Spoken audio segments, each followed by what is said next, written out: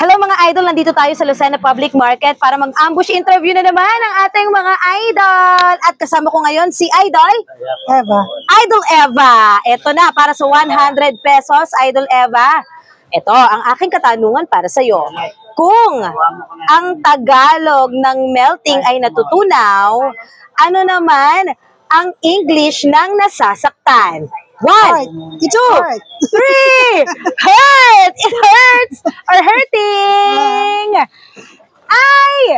Nadali mo! Meron ka 100 pesos mula sa Lucena! Siyempre, meron ko din pong sticker. Thank you so much, Ma'am Eva. Congratulations! O, sino pa? Mga pumuwi.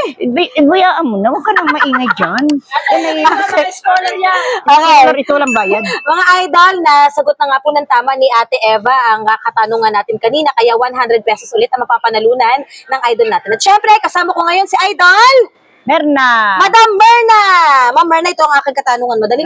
Pag nasagot Yung mo. at baka hindi ko masagot. Oo naman, magaling ka ba sa math?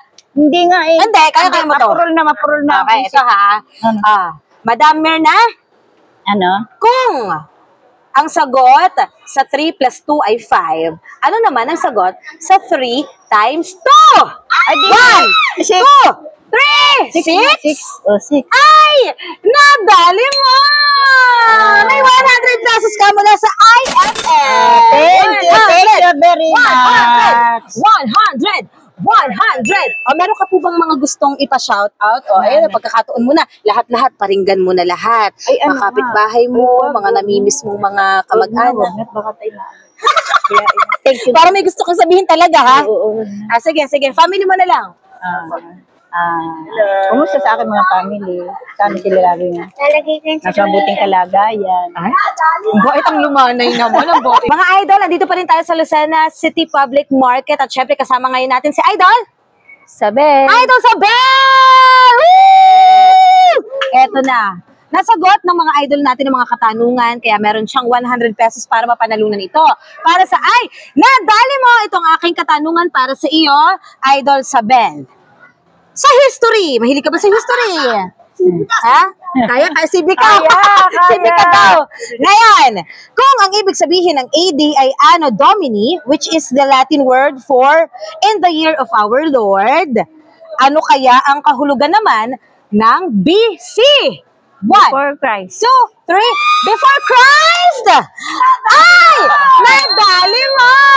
Congratulations, meron kang 100! IFM! Akin na to, ha? Mga idol, eto na. Mamimigay pa rin tayo ng kasiyahan para sa lahat ng mga idol natin. Kasama ko ngayon si Idol Josarina. Ang ganda naman ng pangalan mo. Idol, ito, mahilig ka ba mag-spelling? Medyo matalino kasi to. Pag may mga eyeglasses, matatalino talaga yan. Ngayon, Idol, para sa 100 pesos, spell eggplant.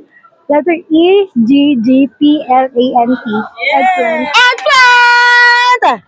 Ay! Nadali mo! Meron ka 100 from IFM Lucena. Congratulations sa'yo! IFM!